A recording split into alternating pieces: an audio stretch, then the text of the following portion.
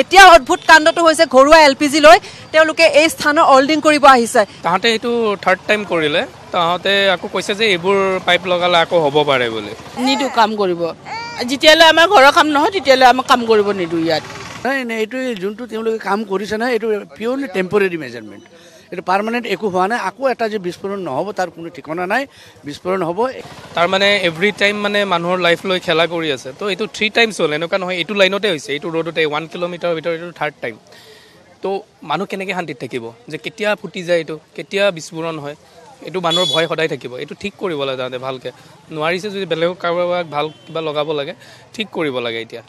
এতিয়া যিখিনি মানুহ ডেভাষ্টেটেড হৈ আছে, যিবোৰৰ ক্ষতিসাধন হৈছে, সেইখিনিও একেলগে কৰিব লাগে। তাতে আশ্বাস দিয়া মতে একো কৰা নাই। মানে যিবোৰ শীতত এটা কম্বল দি কেনে ৰাতি থাকিব দিছে, ইমান মানুহ পোৱা নাই, ৰাতি শুব পৰা নাই আমি ইয়াতে, লাইট নাই, পানী নাই। প্ৰাকৃতিক দুৰ্যোগ নহয় কি অবভিয়াছলি এইটো মানুহৰ ভুল। ঠিক আছে, এবাৰ এক্সিডেণ্টলি হয়, 3 টাইমছ 1 কিলোমিটাৰ এপাৰ্ট, জয়পুৰ আজি খাৰগুলি, তাৰ কেইদিনমান আগতে উজান বজাৰ, 3 টাইমছ আৰু ফুটিব। এইটো ৰোডতে ফুটিব, এইটো লাইনতে ফুটিব আৰু, কাৰণ এইটো লাইনতে কিবা স্পেচিয়েলি বেয়া হৈ আছে চাগে, কিবা এটা প্ৰব্লেম আছে, তাহাঁতে সেইটো ভালকৈ চাব লাগে। কি বিশ্বাস কৰিব, কালিতো মিনিষ্টাৰে আহি কৈছে যে আগৰবাৰ যি ভুল হৈছিল সেইটো শুধৰোৱা হ'ল, তাৰ পাছতো ভাঙিলে। তাৰমানে তাতে ফেইল হৈছে, মেইন প্ৰব্লেমটো ঠিক কৰোঁতে তেওঁলোকে ফেইল হৈছে। তেওঁলোকে সেইকাৰণে সেইটো ছিৰিয়াছলি ল'ব লাগে। কালি যোনটো ডাঙৰ বিস্ফোৰণ হৈছে সেইটো চবতকৈ ডাঙৰ হয়। ভিডিঅ'ত আপোনালোকে চালে গম কিমান ওপৰলৈ গৈছে। তাতে যদি এটা মানুহ পৰিলে হয়, ওপৰলৈ ছিটিকি গ'লে হয়, মৰিলে হয় ইমিডিয়েটলি। ভাগ্য ভাল মানুহবিলাকে দেখিলে আগতে, দিন হৈ আছিল ৰাতিপুৱা 9টা বজাত, তো সেইকাৰণে চবেই গম পালে, টাইম পালে, পলাবলৈ সুবিধা পালে। মোৰ মা সোমাই আছিল ভিতৰত, মাটো গম নাপায় বাহিৰত কি হৈছে। পানী ঘৰলৈ যেতিয়া আঁঠুলৈ সোমাই আহিছে, কিবাকৈ বাচি ওলাই আহিছে। তো সেইটো ৰাতি হ'লে কিন্তু চব মানুহ মৰিলে হয়, দিনত বুলি বাচি গ'ল। এতিয়া সেইবোৰ মেইন প্ৰব্লেমটো হ'ল, সেই বস্তুটো যি প্ৰব্লেম তাহাঁতৰ হৈ আছে সেইটো ঠিক কৰিব লাগে। কিয় বিস্ফোৰণ হৈ আছে বাৰ বাৰ ছেইম লাইনতে, স্পেচিয়েলি কিয় হৈ আছে থাৰ্ড টাইম? এইটো ফাৰ্ষ্ট টাইম নহয়, অকস্মাত নহয়, বহুত বছৰ এপাৰ্টতো নহয়, উইদিন 1.5 years 3টা বিস্ফোৰণ এটা লাইনতে। কিবা এটা গণ্ডগোল ইপিনে আছে, তেওঁলোকে কিবা এটা মেৰামতিৰ টেকনিকেল ইছ্যু এটা হৈ আছে, সেইটো এড্ৰেছ কৰা নাই ভালকৈ, সেইটো কাৰণে এইটো প্ৰব্লেম হৈছে। তেওঁলোকে আহি সেইটো ভালকৈ কাৰেক্ট কৰিব লাগে, নহ'লে মানুহবিলাকে শান্তিত থাকিব নাপাব, কেতিয়া ফুটি যায়, কেতিয়া কি হয়। আৰু তেওঁলোকে কোৱা মতে যিখিনি তেওঁলোকে ক্ষতিসাধন হৈছে মানুহবিলাকৰ, সেইবিলাক সুবিধাখিনি আগতে আগবঢ়াব লাগে।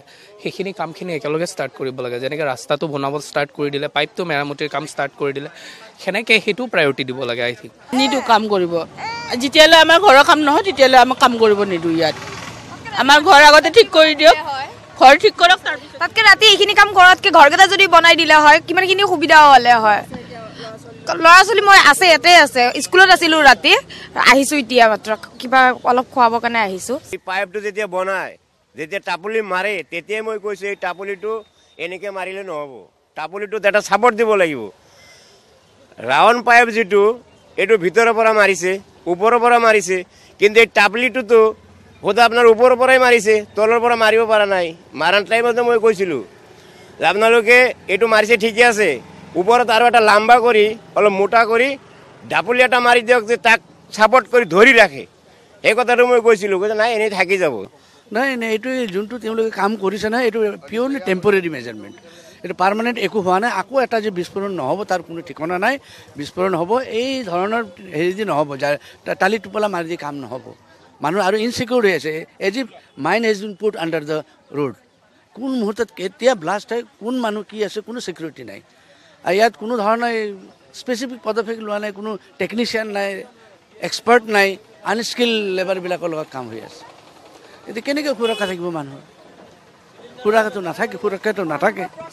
বন্ধ কৰিব লাগিব, এতিয়া খুলিবলৈ নিদিওঁ। আৰু এইটো হল্ডিং কৰিব নোৱাৰে এতিয়া, যেতিয়ালৈকে আমাৰ ক্ষতিপূৰণ কমপ্লিট নহয় তেতিয়ালৈকে আমি হল্ডিং কৰিবলৈ নিদিওঁ।